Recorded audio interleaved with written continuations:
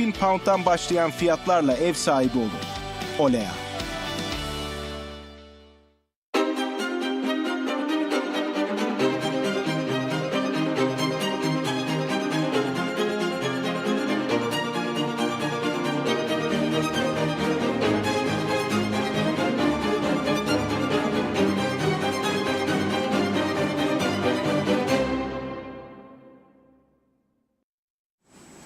TV 2020 ekranlarından merhaba sevgili izleyenler. Gündem Özel programında Diyalog Medya Grubu Genel Yayın Yönetmeni Reşat Akar'la birlikte sizlerleyiz. Bugün ele alacağımız konuları hızlıca sizlerle paylaşalım sırasıyla.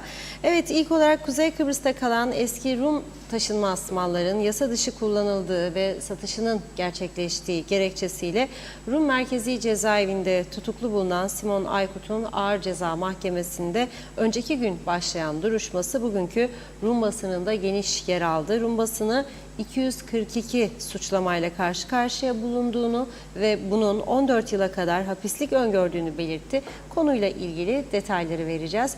İkinci konumuz Kuzey Kıbrıs'ta ölümlü trafik kazalarına bugün bir yenisi daha eklendi. Öğleden sonra Girne Değirmenlik Anayolu'nda meydana gelen kazada kamyonla kamyonetin çarpışması sonucunda bir kişi hayatını kaybetti. Bugün ayrıca mahkemelerde ağır suç işleyenlere hapislik cezası yağdı konuşacağız. Güzelyurt'ta faaliyet gösteren Sağlık ve Toplum Bilimleri Üniversitesi'nde sahte diploma ve dolandırıcılık iddiasıyla tutuklu bulunan üniversitenin direktörü Serdal Gündüz'le asistanı bugün yeniden mahkemeye çıkarıldı. Duruşma dosya eksikliği nedeniyle yine ertelendi. Bir diğer konumuz ülkemizi ziyaret eden turist sayısının azaldığı bir dönemde güneyden günübirlik gelen turistlerin de karşılaştıkları manzara karşısında hayal kırıklığı yaşıyor. Özellikle Lokmacı'dan Arasta'ya geçen turistler bölgede yıkılmaya yüz tutmuş binalar, kopmuş elektrik telleri, hepsinden önemlisi okunmaz duruma gelen yön haritaları yüzünden yetkilileri eleştiriyor. Ayrıntılarıyla ele alacağız. Son olarak da ek mesai ödemelerinde suistimal veya yolsuzluk yapıldığı yönündeki iddialar üzerine Maliye Bakanlığı tarafından başlatılan soruşturmanın sonuçları merakla bekleniyor. Halkın Partisi Genel Başkanı Kudret Özersay kendilerine çok sayıda ihbarın ulaştığını belirterek dikkatlerin Maliye Bakanlığı'na yöneldiğini söyledi. Yine detaylarıyla ele alacağız. Evet, buyurun Reşat Bey. Evet, herkese hayırlı günler dileyerek başlayalım. Bugün tabii gündeme dünkü gibi Simon Aykut'la başlıyoruz.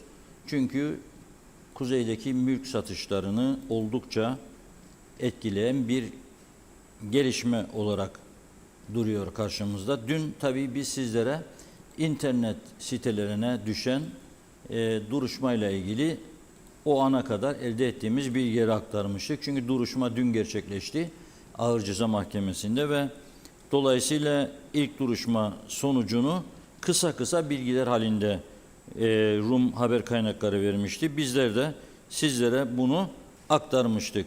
Ama bugün mahkemedeki konuşmalar, ortaya atılan iddialarla ilgili çok geniş kapsamlı yayınlar var Rum basınında. Ve diyor ki Rum basını, Fileleftoros özellikle en yüksek tirajlı gazetesi,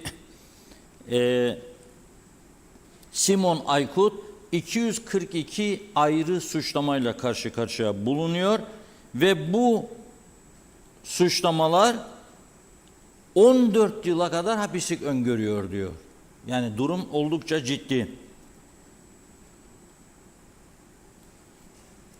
Rum taşınmazların suistimal edildiği Duminka şirketinin CEO'su Simon Aykut 242 ayrı suçlama ile karşı karşıya diyor. Dünkü duruşmada Kıbrıs Rum devletini temsil eden avukat Vasilis Bissas Aykut aleyhinde 242 suçlama yöneltmiş ve dava sonuçlanıncaya kadar tutuklu kalması gerektiği tezini hukuk dayanaklarıyla savunmuş yeniden. Demiş ki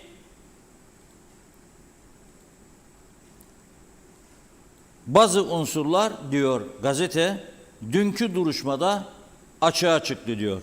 Dünkü duruşmada Aykut'un tutuklanmasının hemen ardından ifadesi alınan özel şoförünün ve Aykut'un oğullarından biriyle Güney Kıbrıs'ta yapılması olası bir yatırım için görüşmeler gerçekleştiren Rum iş adamı Savvas Kakkos'un ifadelerine yer verilmiş. Aykut'un şoförü ifadesinde Dominka şirketinin büyük patronunun Simon Aykut olduğunu söylemiş. Rum iş adamı Kakkos ise Simon'un oğullarından Jack Afik'le Güney Kıbrıs'ta bir yatırım sebebiyle görüştüklerini ve Afik'in kendisine büyük kısmı KKTC'de eski Rum taşınmazları üzerine inşa edilen Sezar projesi hakkında bilgi verdiğini iddia etmiş. Şimdi burada duruyorum bir nokta. Yani yaptıkları yanlışa bakın siz. Gidiyor Rum iş adamına diyor ki sizin mallarının üzerine inşa ettik biz bu Sezarları, gelin görüşelim. Yani belki de aracı olun, size de satalım bunları yabancılara, sen de para kazan ben de kazanayım. Yapar mı hiç? Rum avukat diyor ki Bissas, Aykut aleyhinde yöneltilen suçlamalar oldukça ciddidir. Kaçma ihtimali vardır. Yasa dışı faaliyetlerden elde edilen gelir 43 milyon 500 bin eurodur ve 14 yıl hapis cezası verilebilecek suçlar söz konusudur diyor. Dolayısıyla cezaevinde tutukluluğunun devamını istiyorum diyor. Aykut'un avukatlarından Nicoletta Haralambidou ve Maria Neofitu ise savunmalarında Aykut'un Larnaka'da evinin olduğunu ve kaçma niyeti olmadığını, ayrıca 1 milyon euro teminat ödemeye de hazır olduğunu belirterek Dominka şirketiyle hiçbir ilişkisinin olmadığını söylemiş. Aykut'un avukatları mahkemeye Kuzey Kıbrıs Türk Cumhuriyeti makamından alınan ve söz konusu şirketin sahiplerinin Aykut'un 2 oğlunun olduğunu gösteren bir belgeyi sunmuşlar. Avukatlar ayrıca Aykut'un Rum merkezi cezaevinde saldırıya uğradığını ve sürekli tehdit altında bulunduğunu belirtmişler. Bu son derece vahim bir durumdur. Kuzey Kıbrıs Türk Cumhuriyeti yetkilileri duyuyorsa bu sözlerimi şimdi harekete geçmelidir. İnsan hakları konusunda falan Avrupa Birliği'ne derhal gerekli bildirimleri yapmalıdırlar. Seslerini çıkarmalıdırlar, duyurmalıdırlar. Hatta ve hatta Kuzey Kıbrıs Türk Cumhuriyeti Cumhurbaşkanı Ersin Tatar, Rum Yönetimi Başkanı Nikos Christodoulos'u arayarak bunun bir insanlık ayıbı olduğunu söylemesi lazım. Ne demek tehdit edeceksiniz yani? Kuzeydeki mülkleri eşdeğer olduğu için aldı, yaptı, sattı. Cezası varsa çekecek, eğer size göre cezası varsa. Kaldı ki ortada bir nüfus mübadelesi var. Kuzeydeki Rum mülklerini Türkler kullandı, güneydekilerini Rumlar kullanıyor. Arada bir tek fark var. Biz tapu verdik, onlar tapu vermiyor. Bu bizim tarihi en büyük hatamızdır. Rum mülklerine koçan vermek ve alınıp satılmasına izin vermek tarihi en büyük hatamızdır. 3 yargıçtan oluşan heyet Rum Ağır Ceza Mahkemesi, Aykut'un tutukluluk halinin devamı konusundaki kararlarını 11 Eylül Çarşamba günü açıklayacakmış. Diyorlar ki biz bu kararımızı 11 Eylül Çarşamba günü, yani yarın açıklayacaklar. Tutukluluk devam mı etsin yoksa ağır tazminat koşullarıyla, teminat ve kefalet koşullarıyla serbest mi bırakılsın? Duruşması ise 27 Eylül tarihinde başlayacak. Bir başka Rum müessesesi Alitia diğerlerinden farklı olarak Aykut'un 2 Kıbrıs Rum, bir Kıbrıslı Türk ve bir İsrailli avukat tarafından temsil edildiğini yazmış. Kuzey Kıbrıs'taki Rum taşınmazlarının alım satımına ilişkin mahkemeye sunduğu dosyadaki bilgileri sosyal medya ve diğer meşrelere verdiği ilanlarla topladığını bildirmiş. Rum polis subayı Christos Andreou ise yaptığı açıklamada KKTC'deki eski Rum taşınmazlarına ilişkin kendilerine gelecek her türlü ihbar ve şikayeti incelemeye hazır olduklarını söylemiş. Andreou şu ana kadar 4 davanın yargıya ulaştığını, 7 davanın daha tamamlanma ve yargıya sunulma konusunda ileri aşamada olduğunu söylemiş. Yani dikkat edin, 7 dava daha geliyor. Yani 7 kişiyle ilgili daha tutuklama ve mahkemeye sunma davası meydana geliyor. Bu son derece önemlidir. İki açıdan. Bir, oturup bu davaları durdurmak için müzakerelerin başlatılması süreci. İki, Kuzey Kıbrıs'ta iş yaptı diye Rum Merkezi Cezaevinde kötü koşullarda bulunan bir adama Kuzey Kıbrıs Türk Cumhuriyeti yetkililerinin sahip çıkması gerekir. Öyle 2'de 1'de taşınmaz mal komisyonu kurduk, işte ahim kararıdır da hiçbir şey yapamazlar da Rumlar bizi şeydir falan, ekonomimizi çökertmek isterler demek yeterli değildir. Çünkü senin Kuzey Kıbrıs'a ekonomine katkı sağladığını düşündüğün bu yatırımcı adam, yüzlerce konut yapan bu adam, sen vergi alıp almadıysan o senin suçundur eğer almamışsa. Orada madem ki senin de aynı zamanda Türkiye'nin vatandaşıdır, yani ana vatanının vatandaşıdır, hem İsrail hem Türkiye vatandaşıymış. O zaman bu konuda izahat isteme hakkın vardır. İzahat isteme hakkın vardır. Bakın dikkat edin, bizim mahkemelerde bir Kıbrıs Rum kuzeyde suç işlediği zaman bizim mahkemelerin verdiği cezalar kuzeyde yaşayanların altındadır. Daha müsamahakar davranıyorlar Rumlara. Sırf gerilim olmasın diye adada. Yani bizim yargımız daha insancıl hareket ediyor. Çünkü diyor ki ben buna kuzeyde aynı suçu işleyen kadar ceza verirsem 2 yıl hapislik, bu daha bir gerilim olacak ülkede. Siyasi gerilim. Ondan kaçınıyor yargı ve daha hafif cezalar veriyor. Ben bunun farkındayım. İzlediğim, takip ettiğimiz bütün davalarda görüyorum. Hatta arkadaşlar diyorum bakın Rum gene ucuz kurtardı, 2 ayda kurtardı diyorum. Normalde 22 ayda kurtarabilirdi belki de. Veya 18 ayda. O yüzden bizim yetkililerin de sahip çıkması lazım. Konuşması lazım. Çünkü bu faaliyetler senin bölgende yaşandı. Kuzey Kıbrıs'ta yapıldı. Sen bu adama inşaat izinlerini sen verdin. Senin belediyelerin, senin kaymakamlıkların onayladı. Senin ilgili birimlerin onayladı. Ve senin yasaların altında satışlar yapıldı bunların. Tabii çoğu neyle? Avukat yanında yapılmış sözleşmelerle. O da senin yarattığın bir düzendir. Ve o düzen sayesinde sen para alamadın zaten. Ve hiçbiriniz de sesinizi çıkarmadınız bugüne kadar. Son derece tehlikeli, ateşle oyun oynamak demektir bu. Ve dikkat edin, yabancılarla ilgili, bu ülkede yaşayan yabancılarla ilgili birçok konu artık gündeme gelmeye başladı. Son derece önemli. Mesela bugün bakın, ölümlü bir kaza oldu. Bizim ülkemizde. Girne Değirmenlik Anayolu'nda. Dikkat ediniz. Son derece önemlidir. Altını çizerek söylüyorum. Bir kamyon ile bir kamyonetin çarpışması sonucu. Bugün öğleden sonra saat 15'te, yani programımızdan kısa bir saat önce gönderdik Abdullah Su İçmez. Kameraman olay yerine gitti.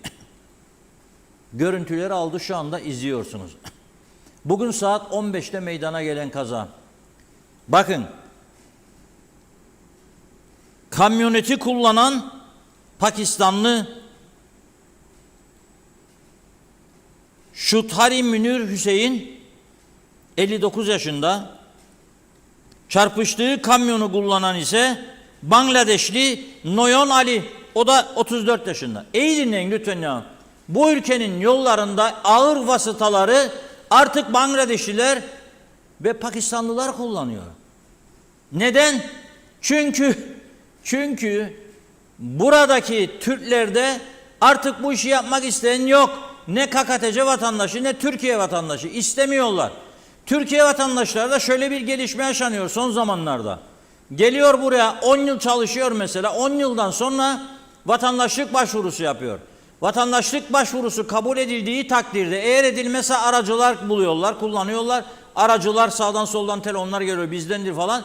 Veya başbakanı karşılıyor veya bakanları, bakmayanları karşılıyor bir yerlerde. Yahu Sayın Bakanım 10 yıldır buradayız, bir tek suçumuz yoktu, işte bir vatandaş. Yavru vatanı sevdik, çocuklarımız burada dünyaya geldi falan filan. Vatandaş olduktan bir ay sonra kamu sınavlarına giriyor, devlet memuru oluyor. İyi dinleyin beni. Kamu sınavlarına giriyor, devlet memuru oluyor. Ve teknik personel kalmadı bu yüzden Kuzey Kıbrıs'ta. Ne alıyorsun be kardeşim? Ne alıyorsun? İhtiyacın ne yok üstelik? Ne alıyorsun? İhtiyacın ne yok? Özel şirketlerde çalışan ve sonradan vatandaş olan insanlar bir anda vatandaş olduktan sonra kamu sınavları devlet işine kapak atmaya çalışıyor. Neden? 13 maaşlar. Neden? Birden sonra daire yok. Neden? 30 gün izin var. Neden? 30 gün hastalık izni var. Neden? 6 ay tatil var. Siz bu düzenle bu ülkeyi düzeltemezsiniz. Böyle yollarını sokağını bilmeyen, trafiğini bilmeyen Pakistanlı'yla Bangladeşlileri çarpıştırırsınız, biri ölür. Onlarca da polis olay yerinde, ambulanslar olay yerinde. Hadi bakalım, ayıkla pirincin taşını. Yazık, günah ya. Yol sokak bilmiyor bu insanlar. Tabela koysan önüne tabeladan anlamaz, kaldı ki tabela yok. Trafik tabelaları yoktur, uyarıcı tabela yoktur. Hatta bugün çok önemli bir konuya gireceğiz. Biraz sonra. Turistlere yol gösteren haritalarımız yıpranmış, parçalanmış, kirlenmiş, okunmaz vaziyette. Ve siz bu ülkede turizm yapacaksınız. Siz bu ülkede gençlere gelecek hazırlayacaksınız. Yalan ve sahte bir düzenin üzerinde yürüyoruz. Dikkat edin. Bu kelimeleri bilinçli kullanıyorum. Hiçbir demokratik ülkede olmayan kurallarla kaş ve göz oynatarak ana vatan, yavru vatan edebiyatıyla çok yanlış, çok demokrasi dışı işler yapıyoruz. Yani ben seni vatandaş yapıyorum. 3 ay sonra kamu sınavına giriyorsun. Buranın 30 yıllık vatandaşı iş bulamazken sen kaş göz oynattın, birini buldun orada. Bırakıyorsun işini, gidiyorsun devlete. Sen nasıl bir devletsin ya? Yok mu ya bir sicili, bir daha önce çalıştığı iş yerinden bir referans alma gibi bir durum yok mudur? İşte ben onun için söylüyorum. Onun için bizdekiler Avrupa içine girmek istemiyorlar. Çünkü Avrupa içine girerlerse yaptıkları bütün bu icraatlar hapisliktir ya. Zaten siyasetçi olamazlar. Zaten onları getirmezler bu göreve. Avrupa normlarının içine girmek istemezler. Sen bir yerden ayrıldığın zaman da başka bir işe müracaat edersin Avrupa'da. Eski iş yerinden referans isterler. Eğer o referans iyiyse seni belki düşünürler işe almayı. Eğer eski iş yerinin senin hakkında iyi bir referans vermezse, ki bizdeki gibi bıyığı okşayıp da halledeceğim işini Osmanya Havva merak etme, yoktur öyle bir uygulama. Doğruya doğru, eğriye eğridir. Senden memnun değilse, eğer sen kaytaran bir insansaydın işinde, adam der ki bu işine doğru dürüst gelmez. Gelmez. Yok ki bizde şimdi adam saat 8'de iş başında olması lazım. Trafiğe sıkışmışmış. 8'i 15 geçe gelip başlıyormuş işe. Daha neler duyuyorum ben son günlerde. Senin ben burnunu yan tarafa çeviririm. Ne demek be? Sen 8'de iş alman gereken adam, başlaman gereken işine 8.15, 8.20, 8.30. Trafikmiş, sıkışmışmış. Erken çıkacaksın. Çünkü gece 2'lere kadar, sabaha kadar açık meyhanelerde efkar dağıtıp 2'den sonra yatan bir insan nasıl saat 7'de kalkacak da 8'de işte olacak? Mümkün mü bu? Yani bu İngilizler bu kadar deli mi ya da 11'de papları kapatıyorlar da biz burada sabah 3'e kadar izin veriyoruz eğlence mekanlarına. 4'e kadar. Yani dünyanın en akıllısı bizik ya. Biz keşfediyoruz dünyayı. Yazıklar olsun bize. Bu kadar kültürle övünen ama aslında dünyanın en kültürsüz insanları olduk ya. Dünyanın en kültürsüz, en geri kafalı insanları olduk. Bellidir bütün icraatlardan. En kültürsüz, en cahil, en geri kafalı insanlar buradadır ya, bu Kuzey Kıbrıs'ta. Kabul edelim bunu artık. Ya ne eğlence düzenimiz düzendir, ne iş alma düzenimiz düzendir, ne iş verme düzenimiz düzendir, ne trafiğimiz düzendir, ne ülke yönetme düzeni düzendir. İşine geldiği gibi ayaküstü kararlar. Buna girme şimdi. Bu da erken konuştuğumuz zaman bunu ne erken? Trafik arasından konuşuyorum.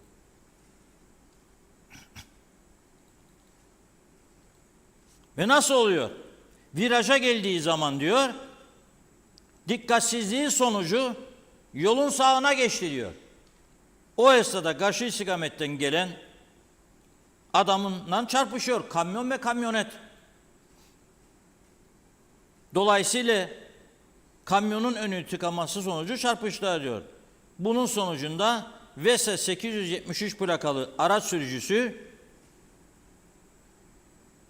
Munir Hüseyin diye yazarlar ama Hüseyin'di tabii. Olay yerinde yaşamını yitiriyor. Bu daha ilk bilgidir. Şimdi bizim gazetecilik anlayışımıza göre bir, kamyon ve kamyonetin şoförlerinin bu ülkede geçerli ehliyetleri var mıdır, yok mudur? Buradan soruyorum. Beklemesin polis. Bizim arkadaşlarımız gece atsın da vallahi bakamadık, vallahi yok. Soruyorum, varsın bütün metre yaralansın. Bir şey değil bundan. Ben soruyorum. Beklemeyiniz akşam arasın sizi, gece editörümüzle yalvara yaka bilgi alsın. Siz açıklayacaksınız. Bu iki tane sürücünün Kuzey Kıbrıs'a geçerli ehliyetleri var mıdır, yok mudur? Çalışma izinleri, kamyon sürücülüğü yapacağına dair çalışma izinleri var mıdır, yok mudur? Yoksa bunlar burada mesela kuyu gazıcı, tuğla örücü olarak çalışma izni alıp da direksiyon başına mı geçirdiler? Bunu bilmem lazım benim bu ülkede yaşayan insanlar olarak ve bunun hesabını sorabilmem lazım yetkililere. Çok önemli noktalara basıyorum burada. Bu iki kişi Pakistanlı ve Bangladeşli. Bu ülkede oturma izinleri var mıdır, yok mudur? Bu ülkede bu ağır vasıtaları kullanacak ehliyetleri var mıdır, yok mudur? Polis orada gitti, bilgileri aldı. Biri öldü, Allah rahmet eylesin. Biri hayattadır. Ehliyetini de aracın içindeki evrakları da ikisinin de alıp bakabilir polis. Bakmıştır da şu saate kadar. Eminim. Ben bunun açıklamasını bir vatandaş olarak bekliyorum. Bu benim en doğal hakkımdır. Ve ben yarın okuyucumu aydınlatmak zorundayım gazetede. Çalışma izinleri. Peki gelelim, patronlar kimdir? Hangi şirketin arabaları? Araba plakaları Kıbrıs'ın. Biri SZ 021, biri VS 873. Hangi şirketlerin kamyonudur bunlar? O şirket sahipleri sorgulanacak mı, sorgulanmayacak mı? Yani yarın sabahleyin göreceğiz. Ölümlü olduğu için yarın göreceğiz. Hayatta kalan, eğer çok ağır yaralı değilse, hastaneden çıkabilecek durumdaysa yarın polis nezaretinde mahkemeye çıkarılacak. Bu buranın kuralıdır. Ve orada ölümlü kaza olduğu için de kesinlikle ve kesinlikle tutuklu yargılanma kararı çıkacak. Ama bu değildir mesele sadece. Bu kamyon ve kamyoneti bunların altına kim verdi? Al Hüseyin de yürü, Münir, al Noyon Ali de yürü, git kardeşim, yoktur böyle bir şey. Bunlara bu araçları kim verdiyse onların da ifadeleri alınmalı, gerekirse oraya çıkarılmalıdır. Yani yargıya. Bunların detayları son derece önemlidir. Bu adamların burada oturma izni var mıdır, yok mudur? Kuzey Kıbrıs'ta ağır vasıta kullanma ehliyetleri var mıdır, yok mudur? Eğer yoksa o zaman 3-4 kişinin ardı ardına istifa etmesi lazım. Etmeyeceklerini biliyorum ama etmeleri lazım. Evet, demeleri lazım ki bizden bu kadar yapamadık. Bunu bu ülke tarihinde bir kişi yaptı sadece. Hakkını her zaman veririm, vermeye de devam edeceğim. Mustafa Arabacıoğlu. Adamı getirdiler, Eğitim Bakanı yaptılar. Doktor. Doktor. Adam girdi bakanlığın içerisine. Bir ay bile etmedi. Baktı, gördü ki darma duman her şey. Dedi ki kusura bakmayın. Bu sistem çökmüştür. Çökmüş bir sistemin içinde ben yokum. Bu sistem çökmüştür dedi. Çökmüş sistemin içinde yokum dedi. Ayrıldı. Kendi arabasına bindi, cibine gitti. Aynı partisi, kendinin partisi, aynı parti 3 gün 4 gün sonra partinin bir başka milletvekilini bakanlığa da, tamam sorun çözülmüştür kardeşim, işte devam ediyoruz göreve. Forever devam. Biraz mahcubiyet duyar bir insan ya. Senin en kıdemli adamın, en önemli milletvekilin ve bakanı ki sana barajı atlatan insandır. Bunu diyorsa senin topyekun istifa etmen lazımdı o gün. Ama nerede bu? Nerede bu siyasi irade? Nerede bu onurlu duruş? Türkiye'nin zorlamalarıyla olmuyor bu iş arkadaşlar. Yani Türkiye bizi zorluyor, düzelelim. Para veriyor, adam gönderiyor, onu yapıyor, buna bak. Olmuyor. Olmuyor. Biz sorumluluk aldığımız makamları iyi yönetemiyoruz. Şimdi bakıyorum, sosyal medyada bir patlama görmedim ha bu kazayla ilgili. Arkadaşlara sordum. İsimleri de yok da, isimleri de zorlayarak öğrendik bir yerden. Polisin açıklamasında ilk harfleri var. C nokta, M nokta, H nokta, N nokta, A nokta. Ama eğer bir Kıbrıslı, bir Türk hayatını kaybetseydi patlayacaktı sosyal medya. Nasıl şimdi ölen Pakistanlıdır diye ben üzülmeyeceğim buna, insan değil mi? Bana göre esas suçlu ve sorumlu o Pakistanlıyı o direksiyonun başına koyanlardır. Hem Bangladeşli. Ama alıştık biz. Adam yok be kardeş. Ne yapacağım be kardeş? İşler durdu be kardeş. Yok, o değildir mesele. Adam var ama iyi para vermek istemiyorsunuz. Ya kaçıyor. Ha bazı iş sahalarında adam yok, doğrudur. Ama getir doğrusunu getir. Pakistanlıyı getirme. Ya da Bangladeşliyi. Doğrusunu bilen adamı getir. Şimdi bir arkadaşla dün konuşuyorum. 7.30'da bir görev teklifi yapıyor. 7'de işte olması lazım diyor. Hiç kimse kabul etmez diyor.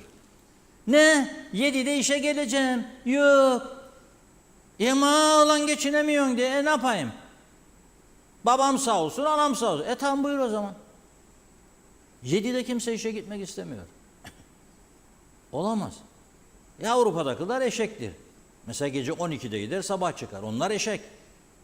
Biz IQ'su bu kadar yüksek, profesör patlaması yaradan bir ülke, dünyanın nüfusa göre en fazla profesörü, doçenti, yardımcı doçenti, doktor diye başlar. Şimdi bazen ben de bakıyorum, doktor bilmem ne, aman Allah'ım derim. Ne doktorudur? Genel cerrah mı? Ne doktoru? Dahiliyeci mi? Ürolog mu?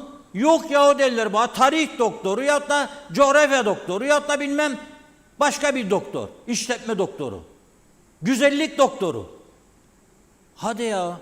Doldurdunuz mu içini be? Ayaklar altına aldınız. İtibarını yerle bir ettiniz bu görevlerin.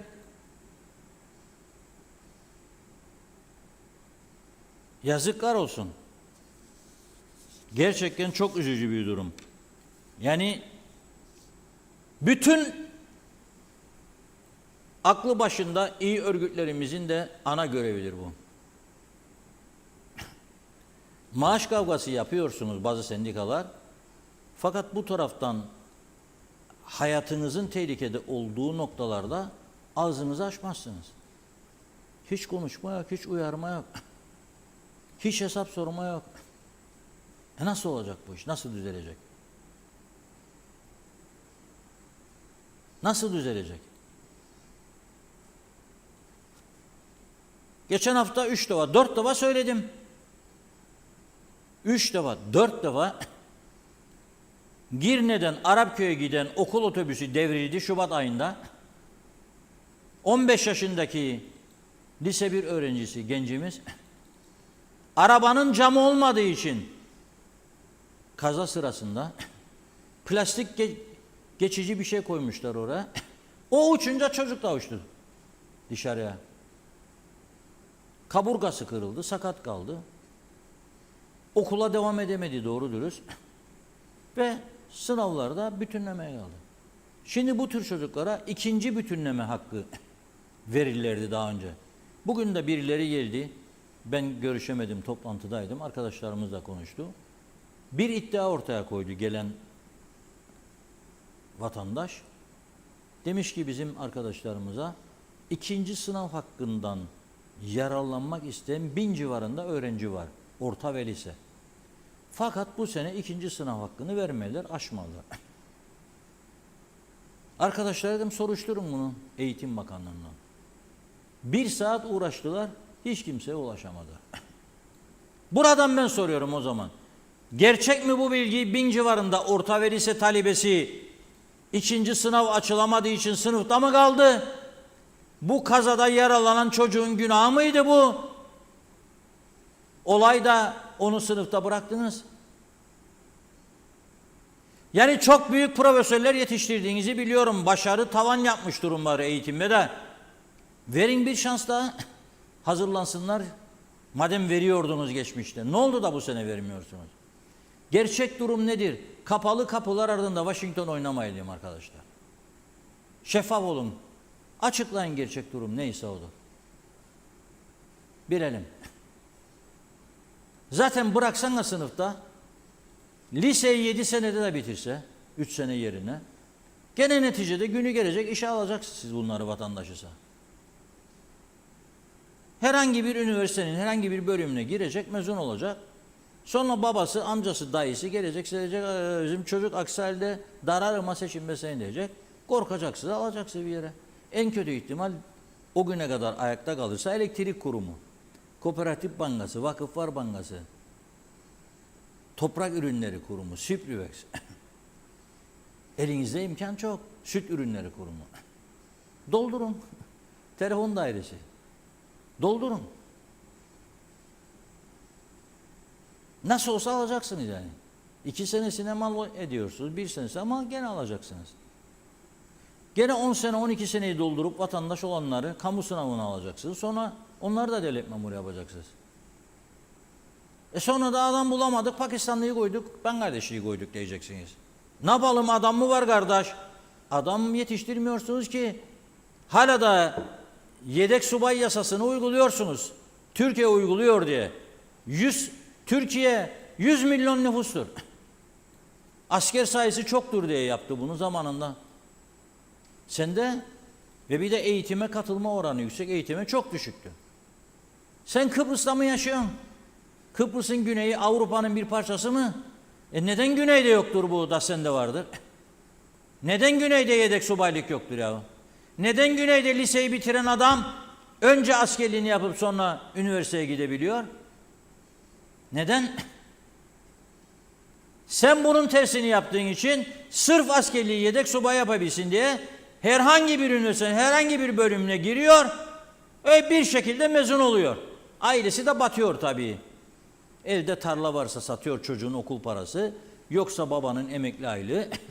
Ana yeni bir elbise alamıyor. Baba delik ayakkabı altı geziyor. Sırf çocuk bağırıyor yedek subay. Ne değiştirmiyorsunuz? Nedir engeliniz nedir sizin? Dikkat edin, ne kadar suistimale açık konu varsa hep Kıbrıs'ın kuzeyinde, güneyinde yoktur bunlar. Liseyi bitiren de bitirmeyen de 15 yaşına kadar zorunlu eğitim var. 15'ten sonra mesleğe gidebilir, 17-18 askerdir. Liseyi bitirir, o da askerdir. Hepsi de er olarak askerliğini yapar. Er girer, er çıkar. Ama bizim işimize gelmez bu. Alıştırdık, böyle gidecek. O da oy meselesi. Kaptıracak kişinin meşesi başkalarına. Ya yapacak çok işler var daha. Buyurun Funda Hanım. Evet, burada hızlıca mesajlarımıza başlayalım. Çok teşekkür ediyoruz. Şerife Turgay Derya ile yine başlayalım. İyi yayınlar diliyor. Besim Zafer Soy, Metin Maraşeli, Hüseyin Boşnak iyi yayınlar diledi. İzzet Ahmet, Şenol Tatlıcıoğlu, Erol Topçu da, Zeynep Toros da mutlu haftalar. Fethi Akıncı, Değirmenlik yolunda yine kaza, yine ölüm yazmış. Ali Dere Seven, Emlak satışlarının durduğundan bahsediyorsunuz. Küçük bir ülke olarak toprak satışından gelir beklemek ne kadar doğru? Ben iddia ediyorum satışlar düşmedi, satılacak Rum mülkü kalmadı. Araştırılırsa gerçekler ortaya çıkar. Mehmet Yıldız, çocuklarımızı konteyner sınıflara layık görenler kendilerine saray yaptırıyor. UBP bundan utanç duymalı. Mehmet Uluçaylı, Rum tarafında tutuklu bulunan Simon Aykut'un Türk tarafı destek çıkmalı, yalnız bırakmamalıdır demiş. Ayhan Kurt, Harnum fiyatı ne oldu bir türlü açıklamadılar. Mehmet Uluçaylı, bu yargılama suçlu bulunup hapis cezası alınırsa Simon Aykut bir ilk teşkil edecek. Yabancı şirketler korkup ellerini çekebilirler adadan. Bu da tüm ekonomiyi yerle bir etmeye yetecek diyor. İşte şimdi devlet olduğumuzu ispat etmenin tam zamanı. Kendi ülkende yatırım yapan yabancı iş insanlarını devlet her konuda desteklemeli. Erdal Yarkın, bizler seçeriz, şikayet etmeyelim, yola devam, yarınlar daha güzel olacak. 50 yılda bu kadar olur, bir 50 yıl daha çok güzel olacaktır demiş. Sistem ağır işliyor. Reşat Bey doğruları söylüyor. Her zaman takdir ediyorum. Başarılar demiş. Ali Dereseven, en büyük hata Rum mülklerine koçan verilmesi. Bundan çok daha büyük hataysa devletin satışlara izin vermesi. Erdoğan Köse, Rum mallarına diyorsunuz koçan verilmemeliydi. O zaman bu ülkede hiç kimse tarım ve hayvancılık yapamazdı demiş. Eğer vermeseler tapu.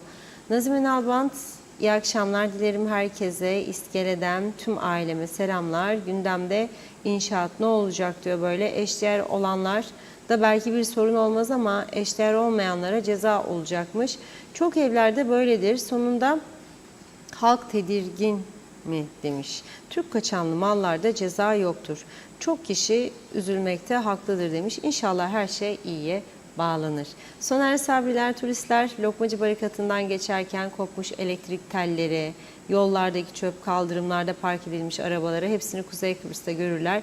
Kapalı Maraş'ı andıran bu Kuzey Kıbrıs'ı nasıl gelip de ziyaret etsin demiş. Turizm Bakanı nasıl olur da çıkar halkın önüne diyor. Gazetecilerin karşısına çıkıp ülkemizde turist patlaması olacak diyor. Halk uyuyor mu? Hayır, uyumazlar da demiş. Tema Yavaş, Mustafa Özcan, Numan Boğaç iyi yayınlar diledi. Mehmet Uluçaylı, daha önce de yazdım. Hayatında kamyon tır görmeyen Uzak Doğu insanları yollarımızda terör estiriyor. Bizim yasalarımızı, trafik kurallarını bilmeyen, uyarıcı tabelaları okuyamayan yabancı şoförler yollarda canavar kesiliyor. Suç işverenlerde ve ehliyet verende. Mehmet İnancı, 99 gün tatil biter mi Reşat Bey? Bence bitmez. Bu vekil zatlar tatili sonlandırıp meclise geri dönsünler ve yasa yapsınlar. İlk önce de kendi tatillerini 3 haftaya indirsinler. Halka karşı ayıp işliyorlar dedi. Diğer mesajında da diyor ki meyhaneler 12.30 dedin mi kapanmalı. Kimse gücenmesin. Celal Harun, evet, yalakanın iyisi efendisi diyor. Gaz çıkardığında derin nefes alırmış. Ülkemizde bu nedenle yalakalık son yılların en iyi mesleği oldu. İsmail Bükülmez, değirmenlik yolu çift şerit oldu. Sayın Arıklı, alo demiş, bu ülkede misin? Günay Şeherli, bütün kurum kuruluşlar, dernekler, sendikalar, esnaflar, sanayi odası, ticaret odası, başbakanlık, halk, siyasiler diyor. Hasan Özbaf'ın çağrısına kulak verelim, daha ucuz gemiyle elektrik gelmesini destekleyelim. Makamlar gelip geçici, ülkede bakanlık yapmış ve Zeyko Yağ fabrikalarının müdürlüğünü yapmış biri elektrik konusu çağrısını hem halk hem de hükümet değerlendirsin. Siyah dumandan, kanserden kurtuluruz. Nilüfer Canova, çok doğru tespitler yapıyorsunuz Reşat Bey. Ülke Ali Baba'nın çiftliği gibi. Haldun Kemal, Değirmen Girne yolu hala da kazalar bitmiyor. Hemen 2 geliş 2 gidiş olması lazım. Hıdır Keklik, market, konfeksiyon, sanayi, fabrika, restoranlar, bütün çalışanlar ya Bangladeş ya da Pakistanlı. İşverenler bu insanları tercih ediyor. Adamlarda ehliyet var mı acaba? Maral Şah, üreticilerin sıkıntısını kim çözecek Reşat Bey? Tonlarla harnup elimizde kaldı. Okullar açılıyor, pazartesi çocuklarımız gidecek, eksikliklerini nasıl tamamlayacağız? Madem almayacaklardı niye gününü açıkladılar? Zahide Yaslıhan, Kıbrıslı kamyoncular asgari ücrete çalışmak istemediği için hep yabancıları çalıştırıyorlar. Ehliyetlerine bakmadan boğaz tokluğuna çalıştırıyorlar. Mustafa Kombo, bugünkü kaza zedenin ailesine sabır diledi. Kamyonlar demiş, Kıbrıslılar o vasıtaları sürmez. Çünkü bizim Kıbrıslılar diyor. İstediği parayı vermezler ama Bangladeşliler ucuz çalışır, işverenlerin işine geldiği için. Aytaç Bey iyi yayınlar diledi. Onur Oyak, bu memleket bitmiştir. Ne nüfusu belli, ne ekonomisi. Huzur desem hiç kalmadı. Hilmi Budalı, Amerika'da başkanlık seçimleri var. Bundan önemli bir şey olamaz. Taçoy mu, Üstel'i mi havaya atacağız? İzzet Ahmet, kaldı işte çocukluğumuz sokaklarda, mutluluğumuz kursağımızda, çayımız bardakta, sevdiklerimiz uzaklarda demiş, gülüşlerimiz fotoğraflarda. Murat Çevik, benim arkadaşım ehliyet için başvurdu. Önce çalışma izni, sonra sınav, sonra ehliyet verilecek dendi. Bunlara nasıl verdiler anlamadım yazmış. Hasan Yentürk, sabah 4'te diyor evden çıkarım, Baf'a giderim. Ali Rıza Kavas, şimdi beton mikserini Pakistanlar sürmeye başladı. Yanındaki yardımcısı Afrikalı. Bu araç bir arabayla kaza yapsa sonucu düşünmek bile istemiyorum. Sorumlular nerede demiş. Hasan Nihat Erduran, sınıfta kalanları çıraklık okuluna, zanaata göndermek lazım. Herkesin okuması gerekmez. Zanaatkar da lazım bize dedi. Bir iki mesaj daha okuyalım. Ali Dereseven, tek bir sendikanın dahi ülkeyi ve insanlarını düşündüğüne inanmıyorum. Hepsi de devlet içinde devlet oldular. Halkın haklarını koruma değil demiş. Başka işlerle uğraşıyorlar dedi. Şöyle bakayım kaldığım yeri. Evet, Ahmet Ulubay, evin yanındaki boş araziye külliye için toprak yığıldı. Sabaha kadar kamyonlar çalışıyor. Bölge polisine gittik, bizi aşar diyorlar. Bu nasıl devlet demiş. Soner Sabreler, yazmaya utanıyorum diyor ama gerçek. Monsu bölgesinde kapalı Maraş diyor. Açık bölgeler daha da çöplük bu kapalı yerden demiş. Ormanları da eleştirdi, yollar da bozuktur diyor. Bu gerçektir. Yalan mı, yanlış mı? Zarif İnce iyi yayınlar diledi. Hasan Nihat Erduran, eşdeğere tapu verilmezse Merkez Bankası, Rum'dayken TL'ye geçilmezse iş hayatı ölür, bankalar batar, göçmenler perişan olur. Gerçek budur demiş. Deniz Sun'u da okuyalım. Evet Reşat Bey, Simon Aykut'u sizden başka konuşan yok. Oysa Rum kesiminde 30 inşaat ve emlak şirketi için dosya hazırlandığı iddiası var. Kuzey Kıbrıs'ta iş yapan büyük şirketler susuyor. Satış yaptıkları dairelerin tapularını verebilecekler mi? Bu konuda da açıklama yapan yetkili yok mu demiş Deniz Sunu. Evet, teşekkür ediyoruz. Çok mesajımız var. Yine devam edeceğiz. Buyurun. Evet, İngiltere'den yazan bir izleyicimiz şöyle diyor. 28 sene sabah 04.30'da alarm çalmadan kalkıp işe gittik diyor. İş adresi de Royal Mail. Postanede çalıştı. 4.30'da kalkıp gidip 28 sene iş yaptı. İşe girene kadar burada deli divane. İşe giriyor, sorumluluk veriyorsun. 7.30'a yetişemiyormuş arkadaş. Trafikmişmiş. Daha erken çık yola. Ama sen saat 12'ye, 1'e, 2'ye kadar orada burada eğlenirsen o zaman işini kaybedersin. Sonra da işsizim. Bunaldım. Uyuşturucuya başladım. Alkolik oldum. Ne olursan ol. Ama bu düzende yukarıdan aşağı geliyor. Bu böyle şımartılıyor insanlar. Nasıl olsa bir şey olacak diye umutlandırılıyor. Yanlıştır. Bir de yapanın yanına kalıyor. Yapanın yanına kalıyor. Mesela bugün ben Atatürk Spor Salonu'nun yanına gönderdim arkadaşları. Elektrik kablosu geçecekmiş oradan. Kim aldıysa işi aldı, beni ilgilendirmez. Yolun kenarı kazılmış. Aylardır, yani belki 2 aydır topraklar yığılmış ileride. Duruyor. Tamam ya. Reşat Bey bizi eleştirmesin demişler karşıdakiler. Ben eleştirmeyi seninle eleştireyim. Ama ben diyorum orası ölüm çukuru gibi duruyor. Ne zaman bitireceksin? Şimdi sorsam bana diyecek, ben de işte şeyi beklerim. Su dairesini beklerim geçirsin, telefon dairesi beklerim geçirsin. Koordine yok. Daha ileriye git, biraz toprak yollar var, topraklar var. Gorku şeyi mazgalı gibi. Yürü ileriye, cezaevine doğru, yürü. Arabanın gittiği yola doğru. Şimdi bir başka video getireceğim ekrana. Girne'nin Edremit bölgesinde.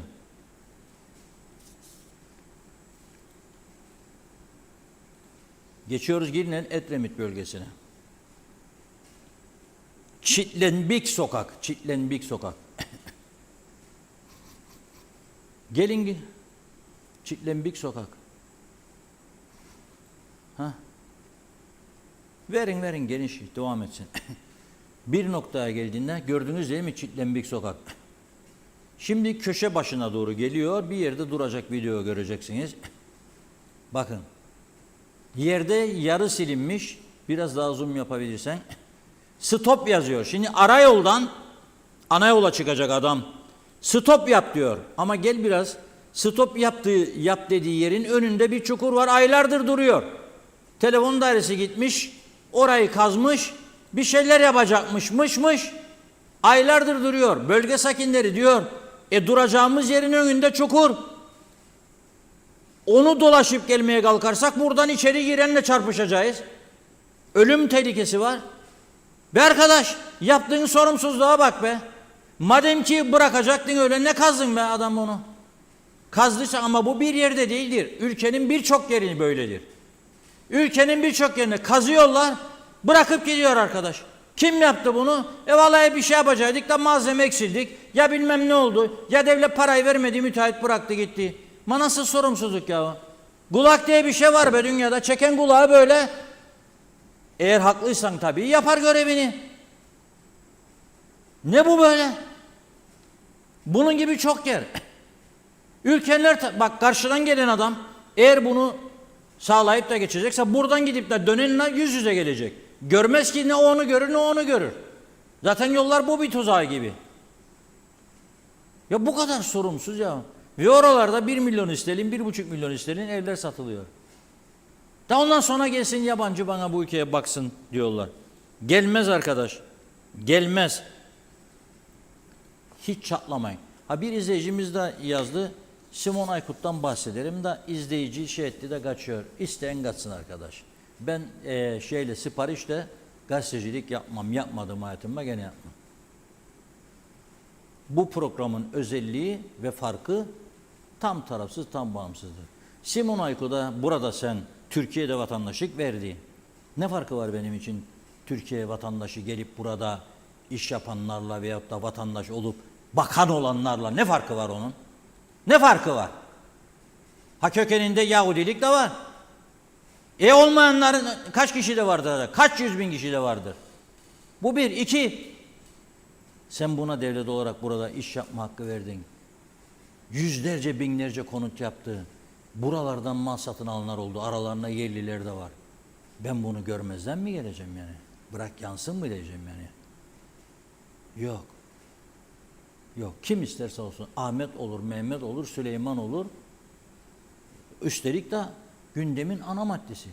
Bu adamın orada cezaevinde 11 Eylül'de yarın yana çıkacaklarında tutukluluğu devam ederse, o da biraz daha darbedir kuzeydeki ekonomik duruma. Eğer bir de ağır cezada yargılandığında hapisi çıkarsa daha da ağır darbedir. Bu işi önleyebilecek iki gelişme vardır. Daha doğrusu bir gelişme. New York'taki Birleşmiş Milletler Genel Sekreterle ayrı ayrı liderlerin yapacağı görüşme sonrasında müzakere süreci başlarsa bunları askıya alabilir Rum yönetimi. Rum savcılığı davaya buzdolabına alabilir. Şimdi bir izleyicimiz özelden attı. Okuyorum. Okullar özelde açıldı. Önümüzdeki hafta da devlette açılıyor. Öyle mi? Evet. Şimdi bir ilkokul. Altında da böyle diyor. Adı devlet okulu diyor bana. Okuyorum size listeyi. Okuldan verdiler çocuğa. Yakalı Lacoste tişört diyor. 540 TL. Mevsimlik Lacoste uzun kol 640. Beden tişört 500. Beden şort 500. Bermuda şort 790. Şort etek kızlar için 790. Pantolon 890. Mevsimlik eşofman 1600. Kışlık eşofman 1700. Kışlık tişört 690. Mont 950. Şimdi bunun içerisinden kızı erkeği ayıralım. Mesela şort eteği çıkardım. Erkek için konuşalım.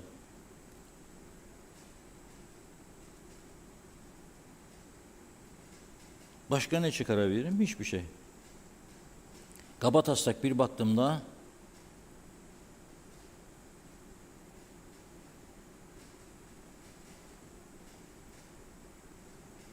7-8 bin lirayı buluyor. 30 bin lira alan adam bir çocuk için 8, bir çocuk için daha 16 bin. Ne olacak bu iş? Nasıl yapacak bunu yani? Nasıl yapacak? Yani bu kadar profesörün olduğu bir ülkede eğitimin çok daha ucuz olması lazım. Yani insanlar, hocalar sonra boşta kalacak. Kim ders verecek? Yani profesörler kime ders verecek eğer çocuk yok, gitmese, okula giden öğrenci yoksa? Zannederim bu sene kendimiz çalıp kendimiz oynayacağız. Birçok üniversite ciddi sıkıntı yaşayacak gibi geliyor ama bilmiyorum, inşallah yaşanmaz. Şimdi o zaman geçelim unuttuğumuz bir konuya. Güzelyurt'ta bir üniversite var. Sağlık ve Toplum Bilimleri Üniversitesi. Bu üniversitede sahte diploma skandalı yaşandı, biliyorsunuz. İddiaya göre 600'den fazla kişiye okula gitmediği, derslere girmediği halde sahte diploma verildi. Hadi oğlum dedi, doçent oldun be dedi, hayırlı uğurlu olsun. Bir de öpüştüler, fotoğraflar da çekildi. Hadi oğlum dendi, doktor oldun, doktor. Şimdi müdürlüğe başvurabilirsin veya müsteşarlığa. Götür bakanına bu kağıdı. Hadi sayın bakanım, sayın müsteşarım, doktor oldum be. Hadi akşama bir meyhanede yiyelim içelim müdürüm, yarın ben de müdür olayım. Oldular da. Oldular da. Sonra işte onun için çözümden kaçarık biz. Şeye gelmeliyim yani. Ben gidelim ve teslim olalım Roma garantisiz. Hayır, asla. Asla garantisiz bir çözüme. Hiç savunmadım, savunmam da. Ama şerefli Avrupa kimliğini kazanmış bir çözüm istiyorum. Bakın, Türkiye birinci önceliği neymiş? Avrupa Birliği. Bakın, Hakan Fidan Bey Dışişleri Bakanı oradaydı. Türkiye'nin hedefi AB üyeliğidir. Tam üyelik dedi.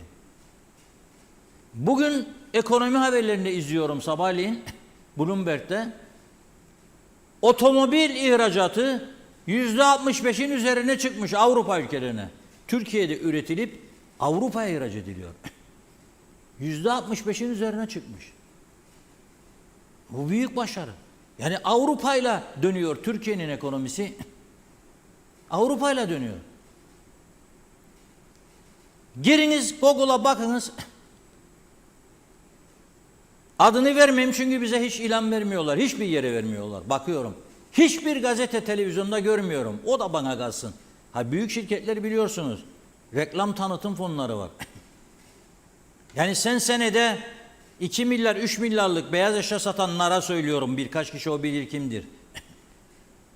Sana en az bunun içerisinde 20-30 milyon reklam bütçesi verilir. Ne yapıyorsunuz o paraları? O da cebe. Onu da cebe. Aile payları büyüsün. Bencillik, egoizm. Hep bana, hep bana. Onun için nedir sonu bunun? Duvara toslamadır. Olacak o. Olacak. Bakıyorum, ben giriyorum İngiltere'deki fiyatına. Çamaşır makinesi. Aynı model, aynı özellikler. Burada %50 daha pahalı. Şimdi bana ne söyleyecekler? Biliyorum. Adam bilmeden konuşur ya. Orası gümrük birliği vardır, gümrüksüz girer. Burada gümrük... ne kadar? %50 mi fark eder? Kaçtır gümrük? Söyleyin bakayım. Ya gerçek fatura üstünden mi gösteriyorsunuz giren malları? Var mı öyle bir uygulama burada? Bakan var mıdır? Yoktur. Neyse, bu üniversitenin birinci derecede sorumlusu olarak görülen direktör Serdal Gündüz Bey ve asistanı Berk Özbek bugün yeniden Lefkoşa Ağır Ceza Mahkemesi'nin huzuruna çıkarılmış. Fakat dosyalar henüz tamamlanmadığı için duruşma yine başlayamamış. 30 Eylül ertelenmiş. Bugün 10'u. 20 gün sonra. Polis yetiştiremiyor. Polisin önünde binlerce evrak var. İncele babam incele, incele babam incele. Delinin biri kuyuya bir taş atmış, 1000 tane akıllı çıkaramamış. O misal. Zamanında denetlenmediği için, yürüyün korkmayın dendiği için, tamamdır işte birlikte halledeceğiz falan dendiği için denetlenmeyin. Bu tür kurumların sonu işte böyle. Daha bakalım neler vardır da bastırıldı bir sürecin, durduruldu. Durduruldu. Evrak hazır değilmiş. Eylül sonu gelebilir demiş kıdemli savcı da. Mahkeme de demiş ki o zaman erteledim. Geliyorum şimdi. Bu yılın en önemli olaylarından biri. Dün öğleden sonra 17.30 sıralarında Hamiköy'de meydana gelmiş. Şimdi 2 kişi tutuklanmış. Tutuklananlardan biri Türk ismi Ferhat Kaya. Vatandaş mı değil mi o ayrıntı yok. İle Sudanlı Muhammed Adam Salih. Şimdi iddiaya göre Ferhat Kaya demiş ki eşime niye böyle bakıyorsun Sudanlıya? Sudanlı'da maşallah canavar gibi. Ve kavgaya tutuşmuşlar. Birbirlerine vurmuşlar. Tabii herhalde Sudanlı daha güçlü çıktığı için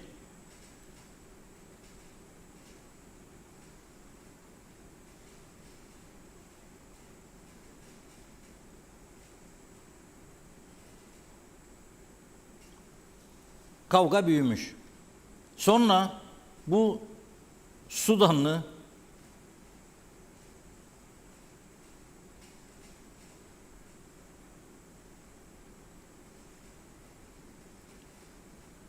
dediğim gibi cüsseli bir adam olduğu için baktı gördü ki yumruk olmayacak bu iş Ferhat Kaya. Aracını almış doğrudan öldürmek kastıyla Sudanlı'nın üstüne sürmüş. Öldürecek, vurup öldürecek. O da görünce bu durumu Sudanlı yerden taş toplayıp aracına atıp camlarını falan kırmış. Sonra da yüzüne yumruk vurarak burnunu kırmış. İşte sana gel. Mahallede bir rezillik. Hadi bakalım. Dolduruldu bunlar mahalle aralarında. Bazıları apartmanda, aileler kalan apartmanda kalır. Bunlar sabaha kadar uyuşturucu partileri, seks partileri, müzik, gürültü falan.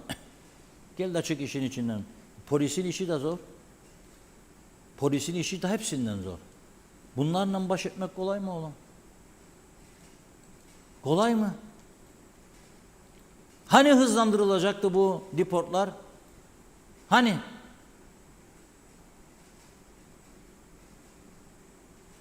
İkisi de 3'er gün tutuklu.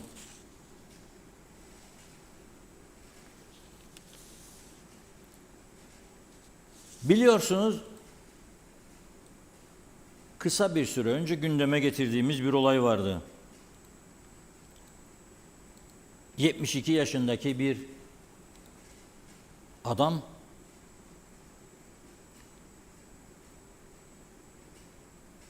Lefkoşa'nın Yenişehir bölgesinde bulunan nöbetçi eczaneye giderek eczacıdan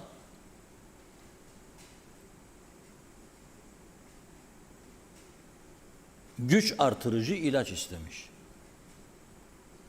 Eczacı kadın istediği ilacı bulmaya çalışırken kadının üzerine gidiyor, saçlarını okşuyor, yanaklarını öpüyor,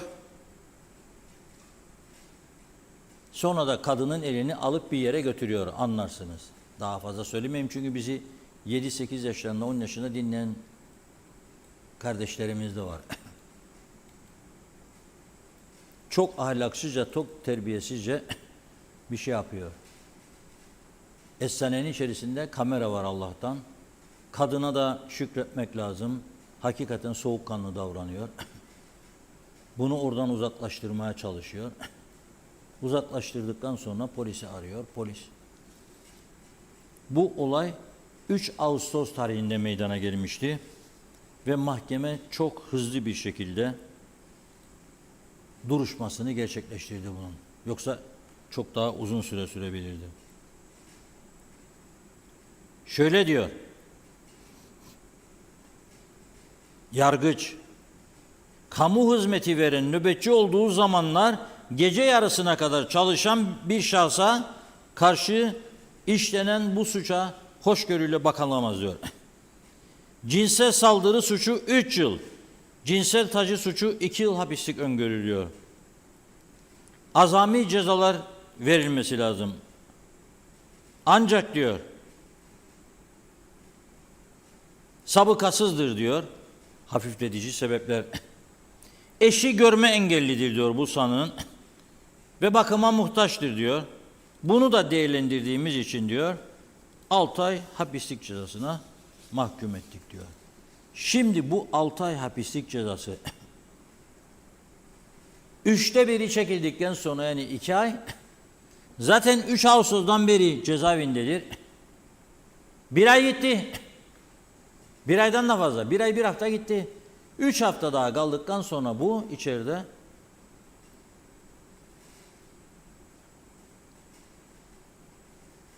şartlı tahliyeden yararlanma hakkı vardır.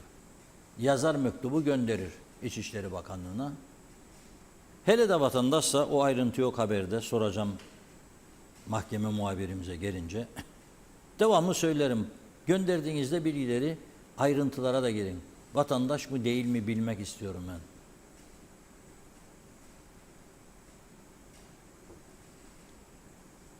Üç hafta sonra böyle bir suç bu mudur? Cezası. Bakın neler oluyor çünkü. Cesaret buluyor bu suçları işlemek isteyenler.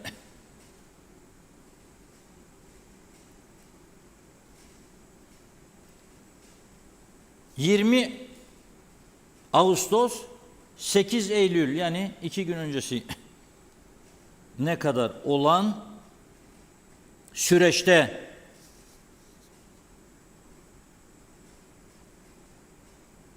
Bekir Ertaş isimli bir kişi tutuklanıyor. Şöyle diyor polis, Lefkoşa'da sakin olan bu zanlı Ortaköy'de bir apartmanda 5 numaralı dairede kalıyor diyor. Aynı apartmanda 1 numaralı dairede kalan 20 yaşındaki öğrenci kızın yatak odasında soyunduğu esnada çıplak görüntülerini kaydediyor diyor ve cinsel taciz suçu işliyor. Düşünün siz. Dürbün koyarlardı eskiden. Vahiy Özünan vardır. Bediye ve Nukrettin diye bir film vardır, hatırlayacaksınız. Vahiy Öz Mualla Sürer'e aşık olur ve onu gözetler. Bir apartmandan diğer apartmana dürbün koyar. Ama yok ki çıplak pozisyonlarını. Kadın kahve içerken bilmem ne yaparken falan.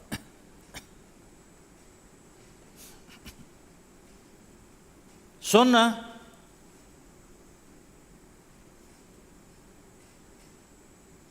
8 Eylül tarihinde WhatsApp uygulamasından apartman sakindeki gruba beni telefon kamerasını sarkıtıp çekmeye çalışan sapık her kimse sizinle poliste hesaplaşacağız yazdığı gerekçesiyle 20 yaşındaki kızın WhatsApp uygulamasına sadece eşimi çok sevdiğim için apartman grubuna yazdığınızı silin yeter. Sonrasında ben de sildiğimi sandığım kaydı kalıcı olarak sileceğim. Zaten beni ilgilendirmiyor. Polise gitmenizi istemem ama illa gideceğim derseniz maalesef ikimiz de bu durumdan zarar göreceğiz diye yazarak elektronik haberleşme yasasına aykırı hakaret suçu işlemiş ve tutuklanmış. Video kamera görüntülerini de kendi rızasıyla polise vermiş. Şimdi ne yapıyor bunu mahkeme? Cezaevi dolduğu için 30.000 Türk lirası nakit teminatla kendisini serbest bırakıyor. Bu ülkenin gündemine giren haberlere bakın. Bir başka mahkeme olayı, bugün söylüyorum. Hepsi bugün. Ağır cezada.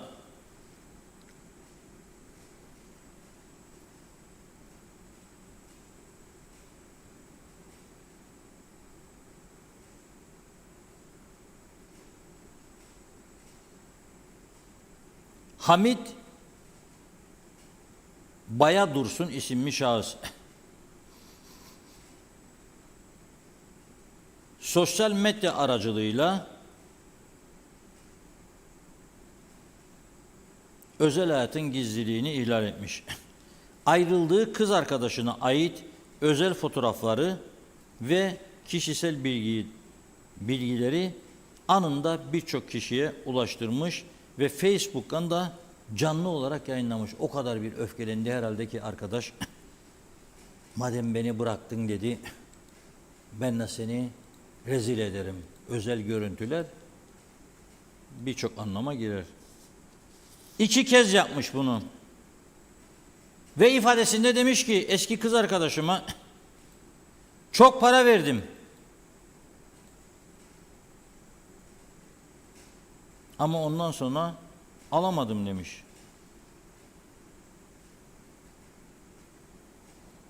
Yargıç da ne isterse olsun özel hayatın gizliliği bu şekilde sosyal medya aracılığıyla ihlal edilemez, özel görüntüler yayınlanamaz, bilgiler paylaşılamaz diyor.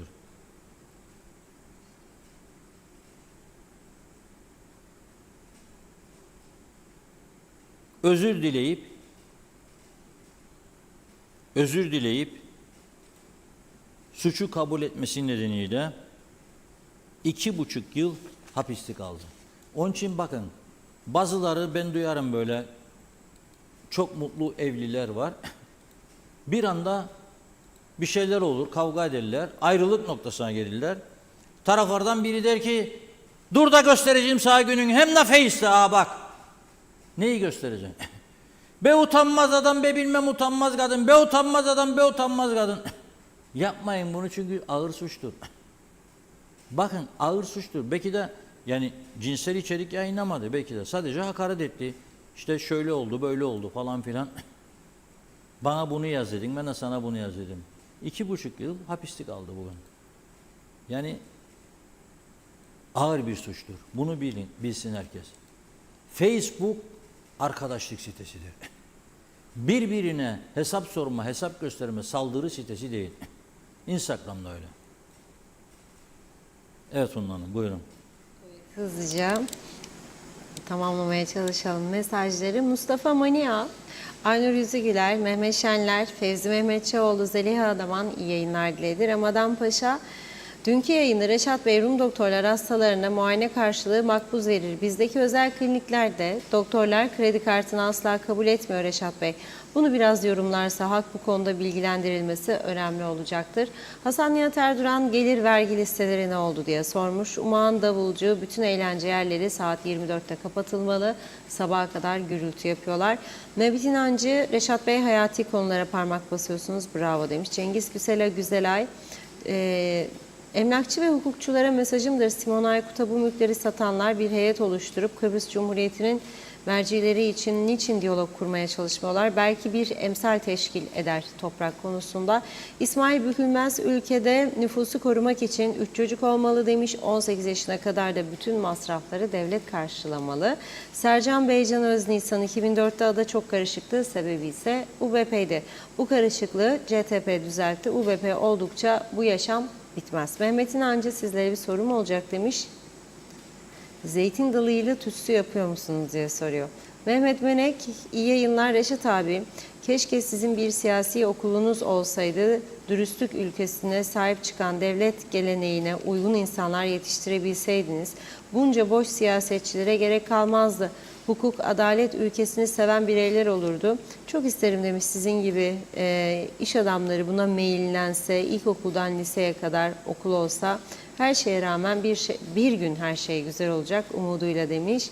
Halil Anıl'da okulların pazartesi açılmaya başlamasıyla beraber 9 ay sürecek olan Girne'deki trafik işkencesine Allah hepimize sinir, sabır ve dayanma gücü versin. Acaba Xanax içip mi trafiğe çıksak diyor.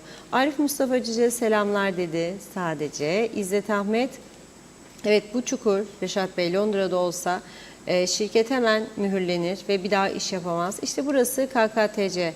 Bir başka ülkenin alt yönetimi olduğu sürece devlet olamaz demiş. Tema Yavaş, İngiltere'de iş disiplini var Reşat Bey. Nereden İstersen gel, disiplinle uyacaksın.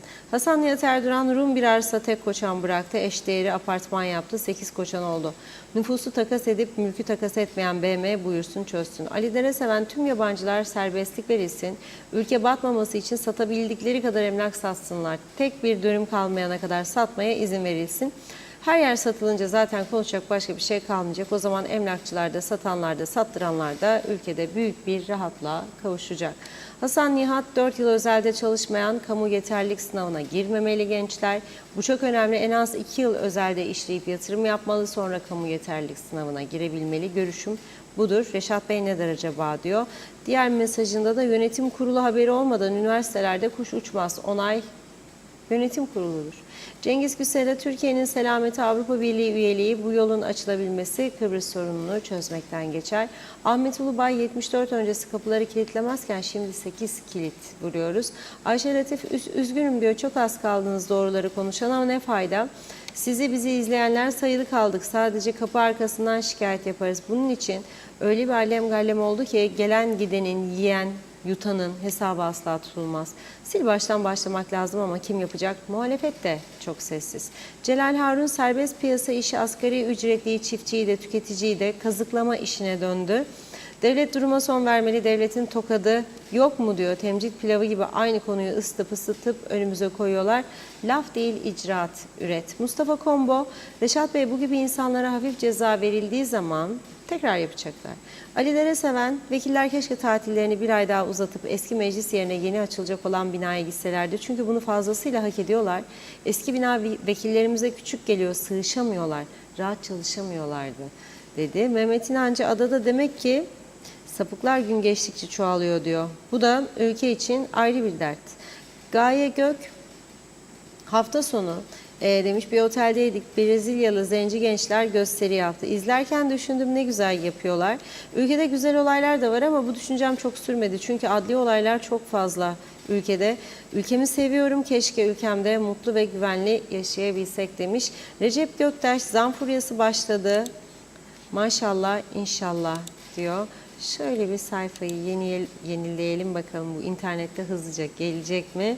Evet, Mustafa Deniz gezen çoğu insan küfrün suç olduğunu bilmiyor. Daha birçok şeyi televizyon programında anlatılır. İnsanların bilmesi gerekir demiş. Evet, Celal Harun siyaset ülkenin sorunlarını çözmek, milletin refah seviyesini yükseltmek için yapılır. İyi bir devlet idaresi sonucunda ülke zenginleşir ama kötüse ülke sefalete sürüklenir. Siyaset umudun sömürüldüğü değil, icraatın yapıldığı yer. İcraat endekslerde belli olur. Lafla icraat yapılmaz demiş. Aysel Çelikkol, dilinize sağlık, doğru söz, doğru haber, sevgiler. Rıza Akınsel, hayırlı yayınlar diledi. Evet, onu okuduk. Şöyle bir bakıyorum. Evet, zannediyorum tamamladık şimdilik. Çok teşekkür ediyoruz. Buyurun. Evet, bu cinsel saldırı ve taciz suçu işlediği için hapis cezasına mahkum edilen şahısla ilgili bilgiler geldi. Kendisini ve ailesini yakın tanıyanlar 80 yılından beri Kıbrıs'tadır diyor. Eşi de bir Kıbrıs'ı görme engellidir diyor. Altın gibi 2 oğlu bir kızı var diyor. Yazık. Yani en azından onları düşünerek olmamalıydı diyorum.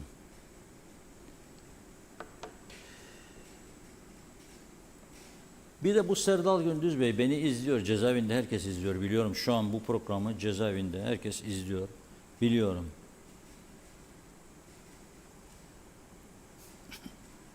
Bir arkadaşım iddia ediyor ki işte bu suçları kim kendisini teşvik ederek işlendiğini söylüyor falan. Ve cezaevinden çıkınca bazı şeyler yapacağını söylüyormuş. Satın alacağım bunu da bunu da falan. Uğraşmasın hiç. Hiç uğraşma be Serdal Beyciğim. Rahatına bak. Hiç uğraşma. Denemeye de kalkma o düşüncelerini. Çünkü karnımız toktu.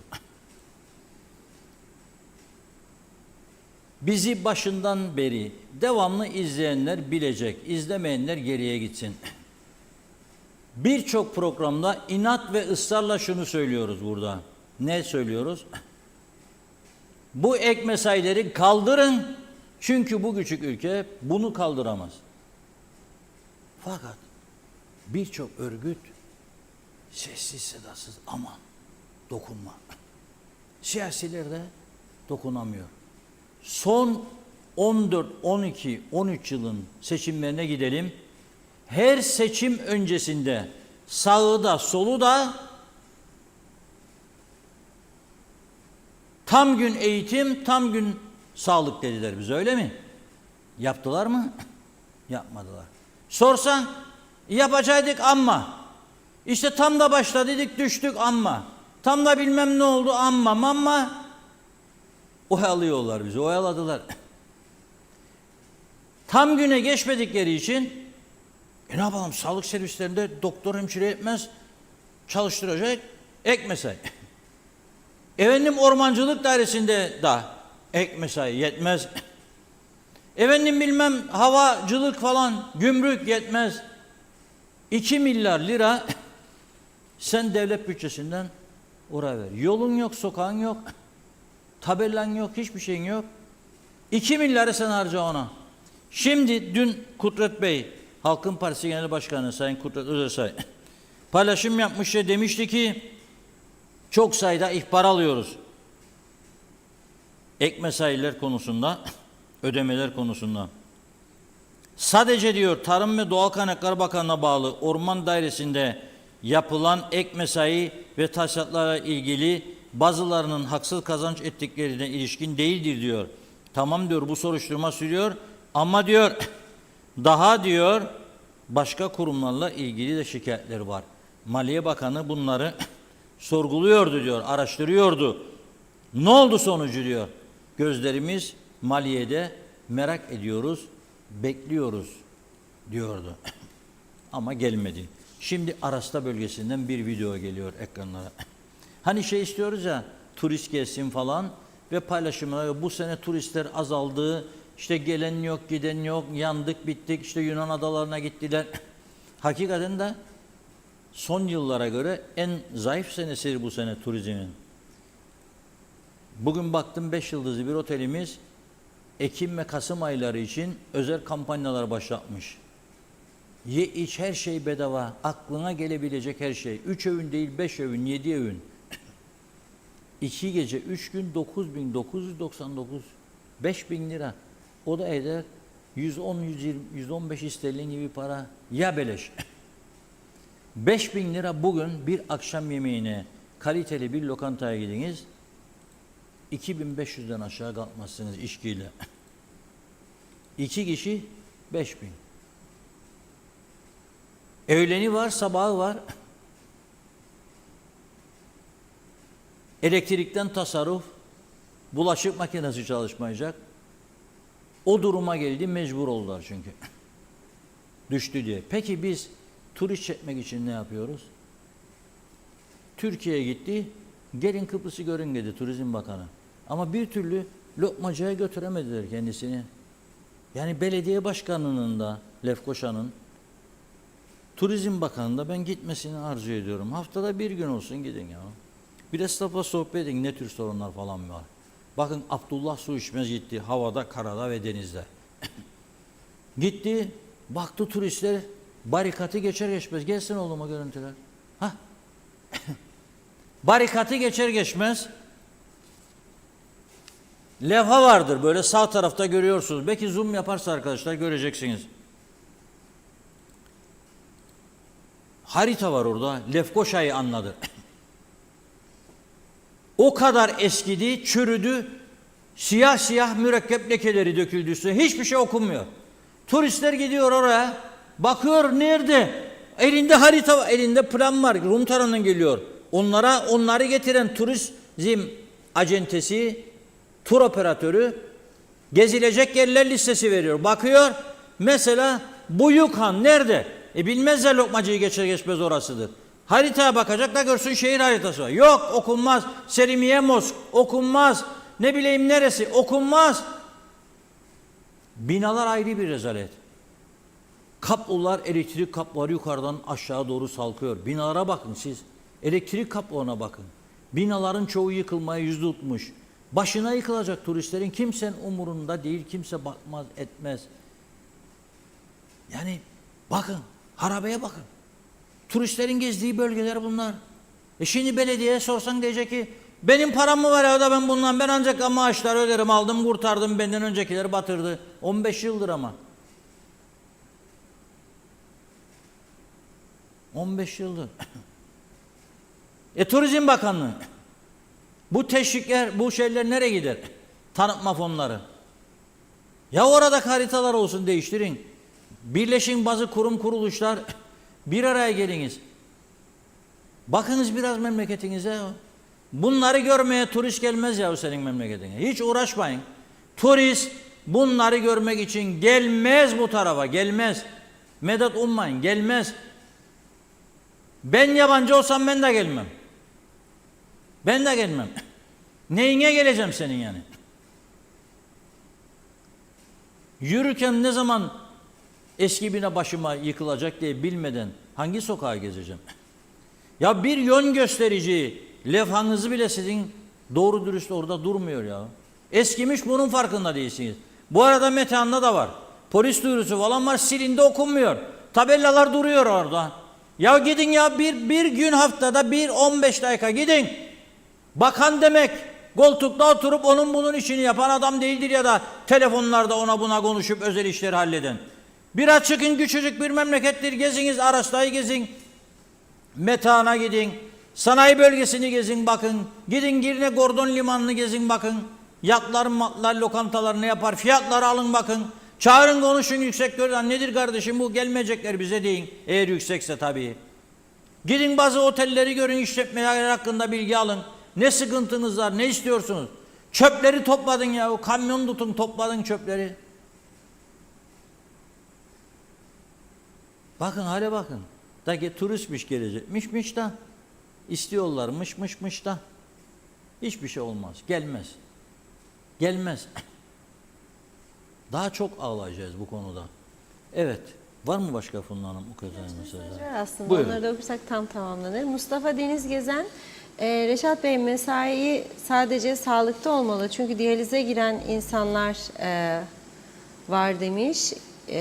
Gece vardiyası varken hemşireler canla başla çalışırlar. Geceleri de böbrek hastası çok diyor. Hemşireler aldığı mesaiyi hak eder. Salih Muğla'da her şey gönlünüzce olsun. Seviliyorsunuz demiş. Sayar Aker ek mesai en çok devlet memurlarına akar diyor. Ve günün en güzel yayını gündem özel diye de eklemiş. Hasan Nihat Erduran her konuda kendi dairesiyle ilgili müdürler sorumlu, iyiden de kötüden de belediye işlerinde de bölge belediyeleri sorumlu. Hiç demiş paylaşmasınlar. Evet bakıyorum. Evet tamamladık. Çok teşekkür ediyoruz. Buyurun. Evet yarın inşallah daha güzel haberlerle bir arada oluruz. Bugün başka özel haberimiz de vardı. Ömer Kadiroğlu gitti, görüştü, röportajlar yaptı. Yarına bıraktık. Güzel haberler olsun diyoruz. Görüşmek üzere, hoşçakalın. Evet, teşekkür ediyoruz. Tamamlıyoruz sevgili izleyenler. Yarın yine aynı saatte görüşmek üzere diyelim. İyi akşamlar.